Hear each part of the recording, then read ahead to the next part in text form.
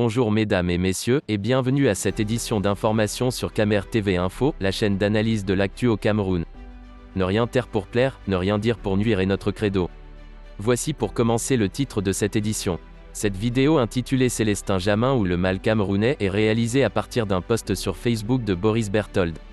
Mais avant de détailler l'intégralité de son contenu, veuillez prendre 3 secondes pour vous abonner à nos pages Facebook Camer TV Info ou sur YouTube Camer TV Info. Un like pour une souscription à nos médias pour ne rater aucune de nos futures publications est fortement conseillé. Voici la teneur du post dans son intégralité. Célestin Jamin ou le mal camerounais. Ceux qui me suivent savent qu'en dépit de toutes ces sorties médiatiques controversées, je me suis toujours abstenu de parler de Célestin Jamin. Pour une raison, parce que je comprends les raisons de sa colère, j'en connais les racines et j'ai eu le temps de lire la mutation psychologique de l'acteur y compris quand ils étaient encore en détention. Je ne suis donc pas surpris, je le comprends, je peux l'expliquer sans toutefois lui donner raison. Je suis d'autant plus convaincu aujourd'hui avec cette déclaration qui lui est attribuée dans Jeune Afrique. Célestin Jamin déclare « Si le bateau coule, je ne serai pas suicidaire ». Le message qui s'y trouve est sans ambiguïté, je ne meurs pas avec le MRC, ma carrière politique, je vais la poursuivre. Ce qui m'a interpellé à travers ces propos de Jamin, c'est qu'ils traduisent un mal profond d'une société camerounaise et même africaine dans une certaine mesure profondément gangrenée par l'individualisme et l'absence de désir communautaire.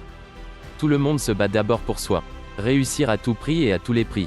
Une situation qui traduit une crise de la morale et de valeurs. Une absence de principes moraux en politique les rend fragiles à la moindre adversité redoutable. Car pour eux, la politique est le moyen de s'accomplir individuellement plutôt que de travailler pour la communauté.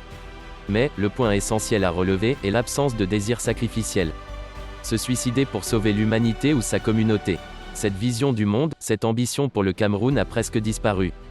Le sacrifice ultime fondement de toutes les résistances et de toutes les luttes politiques n'est pas dans l'agenda de nos politiciens plus portés vers la politique du ventre.